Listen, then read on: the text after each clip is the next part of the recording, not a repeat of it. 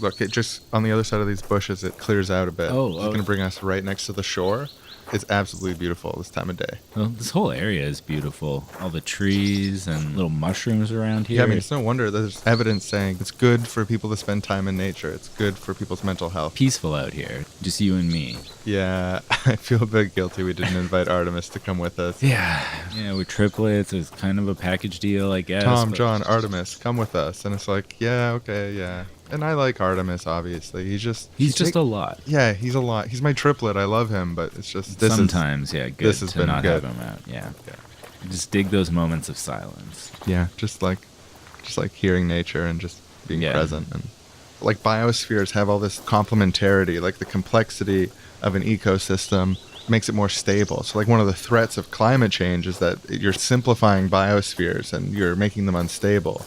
So there's this sort of like naturally developing complexity, this sort of like process in nature of this, like the loss of a species, like the loss of an evolutionary line that's got this like tragedy to it. Like that's part of the reasons that humans are so upset about the massive rate of like species loss. Yeah, the mass extinction that we're going through and causing. Yeah, shit's a bummer, and it's like the one silver lining is that we try to keep a record of the species that exist. Just reminds me, I've been studying the history of libraries actually recently. Oh, cool. Honestly, I've got this bad habit of buying books. You're building your own personal library. In a sense, the library like that you have at your house represents the sort of like trajectory that you're on. Yeah, it's a representation of your journey. And especially if you're buying different like sorts of like political and history texts based on what you're interested in. It's just like the library carries this knowledge about who you have seen yourself as over time. One thing that was super fascinating for me to learn, the earliest libraries that we know about come at the very beginning of recorded history, which, when you think about it, is pretty obvious because what is a library but a store of records of information? And that's what history is. Well, yeah. Another thing that really fascinated me about library history was that the history of libraries is run through the whole time with also the history of library suppression and destruction.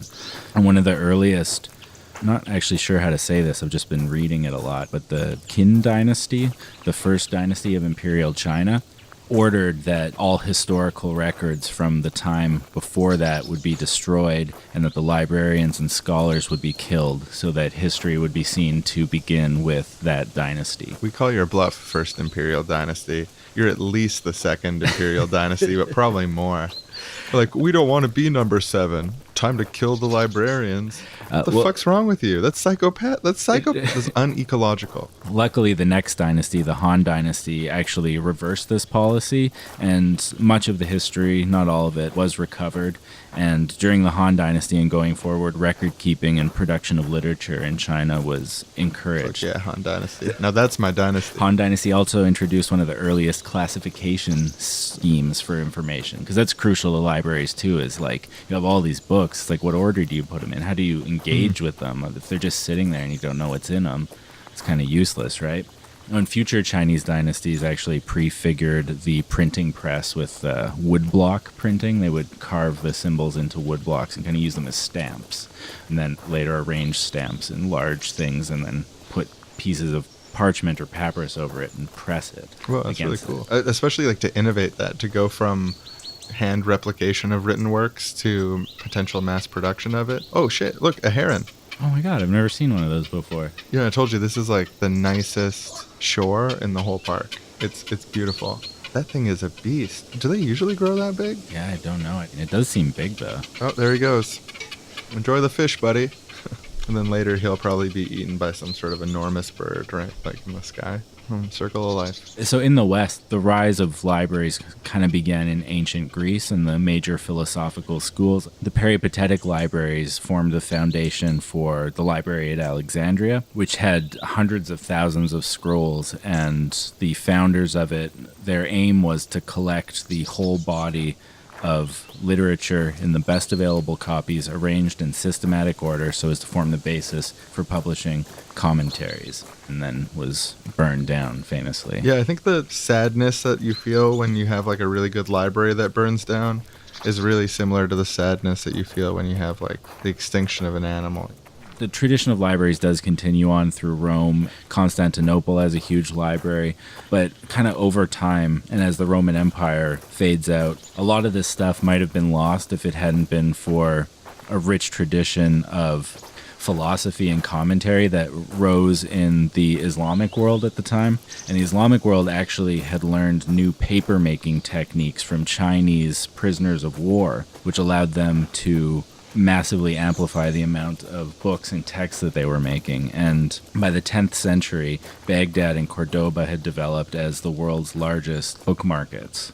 And another group of people who kind of carried the torch through this period of fewer libraries existing were Catholic monks. The Benedictine monastic order especially emphasized the study and reproduction of texts as an important, almost holy action that the monks would take. They would have these giant rooms in their monasteries called scriptoria, where they would sit around copying out texts all the time. Like, imagine people dedicating their lives just to, like, copying out books. I find it hard to read a book, like copying out a whole book. Wow, yeah, that's intense. Yeah, the printing press must have been like a huge step up. Did the 15th century have an Andrew Yang to protect them from automation? No, actually, a lot of these monasteries that, carried the torch of human knowledge for hundreds of years were ransacked and their libraries destroyed and contents dispersed following the development of the printing press, because one of the things that happened after the printing press was the Protestant Reformation and the availability of the Bible to everyday people, and so that coincided with a rebellion against Catholic clergy, and as well the printing press causes the Renaissance and eventually the Enlightenment to begin. And also in the Renaissance, strangely, like in England, Henry VIII and Edward VI declaring their alignment with the new learning of the humanists had the universities, churches, schools, and libraries purged of all books that embodied the old learning of the Middle Ages. So there was a lot of loss of information there. It kind of seems counter to the spirit of the Renaissance and Enlightenment. And there is a lot of new work being produced and like scholarship being done and beautiful stuff, but part of it is like, oh, let's destroy this old stuff. Bit of library history during the French Revolution. The Bibliothèque Nationale de France became one of the world's largest libraries at the time because during dechristianization, the collections of all the clergy, as well as just in general, the collections of all the aristocrats in the country were seized and collected at local depots in each city, and then were sent to the Central National Library of France, and also they created provincial libraries around the country. So they redistributed libraries from the rich to the poor during the French Revolution? Apparently they did lose quite a lot of books during this process, but the idea behind it's pretty cool, like creating this national library everyone in theory could use. See, I got this natural urge, and maybe it's an unnatural or foolish urge to like retain every book. Even if a book is incorrect, it's still got this like historical value to exist. And just to have this history of libraries so mixed up in the loss of knowledge, the permanent loss of knowledge, is so baked into the history of libraries. It's actually really similar to biodiversity. We have this fossil record of immense loss of biodiversity in species at different times in history. I don't think we should naturalize and say like, oh, they go extinct all the time, so it's okay if we make them all extinct all at once. But there is like a sort of natural process that happens there. Loss and degradation is part of most systems. Like, you have to actively fight against it, and that's what the history of libraries and like information archivism is. It's like fighting to retain something that without that would degrade, would dissolve away into chaos again, as everything does. Yeah, it's like we still have an ethical responsibility to pursue the largest libraries possible, but we can't change the past, that there has been loss of information, and forces outside of our control will likely take information away from us again, but we can do our best to resolve ourselves against that, strengthen our capacity to archive. During this time, the field of library science is developed because people are realizing that as history moves forward, there's a real problem with maintaining and interacting with these vast stores of information. Because if you're not interacting with it, it can be lost in other ways. Context can be lost, languages can be lost, words that things used to mean can be lost. And so library science is the multidisciplinary field, applies the practices, perspectives, and tools of management, information technology, education, and other areas to the collection, organization, preservation, and dissemination of information. But after this, once you're in like the 1800s, libraries just really kind of take off closer to what we think of them today. Oh, lending libraries. Sweet. Lending libraries. The innovation here is they're public libraries funded through government, like municipal. So it's not just like for universities. It's not like national libraries. It's like this is public facing and publicly funded. That's what the point of them is. When they were first implementing public municipal libraries, was there sort of like an equivalent to the copyright lobby being like, this is going to deprive writers of profits, like you're going to turn writers into paupers? Some of them even called them hotbeds of crime because, you know, if you're a bookseller, obviously the libraries are like a fundamental threat to your profits. It's kind of how capitalism works sometimes. It's like, who cares what the good is? It's all about my profits. This part of the path ahead is really steep. Do you want to like take a break and sort of regroup before we hit that thing? Because it's like... Yeah, I don't even know like how you get down there. Dude. Now, I guess the real change with libraries is that books are going digital, and the idea of a library is no longer just a specific place where works are stored, but there's, in a sense, a giant online library that is distributed through the computers of all the people on the internet, and it's in a sense the greatest library the world has ever known. Yeah, actually it's sort of weird to think that some of the most extensive public facing libraries on earth are pirate criminal libraries, you know, like black market free lending, information sharing. There's something cyberpunk about that, like like illegal libraries. The music torrenting site what.cd was taken offline a few years ago, but until then it was actually the world's largest and most comprehensive collection of all music that ever existed.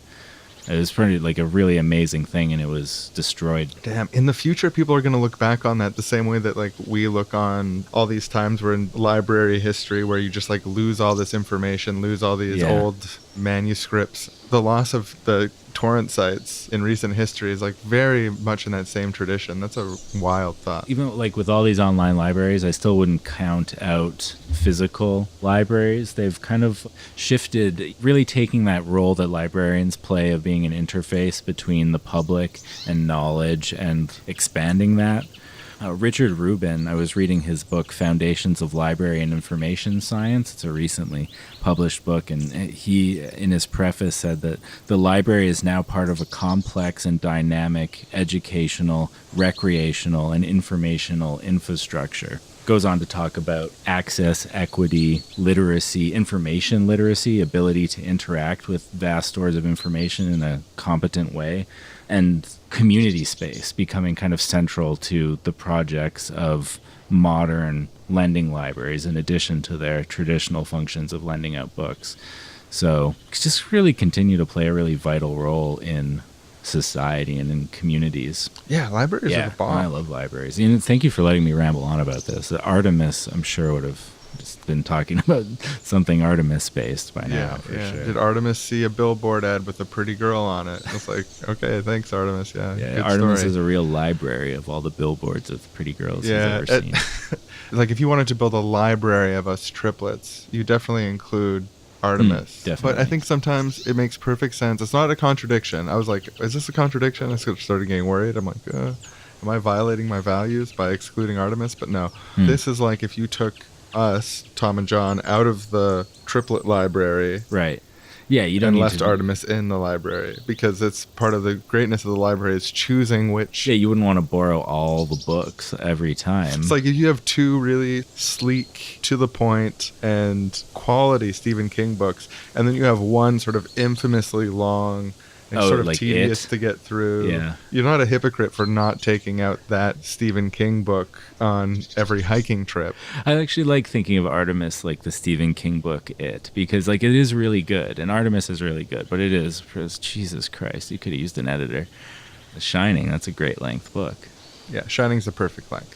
All right, I think I'm rested. Let's try and get down this steep part. We might have to stop talking for a minute, though. Okay. Oop.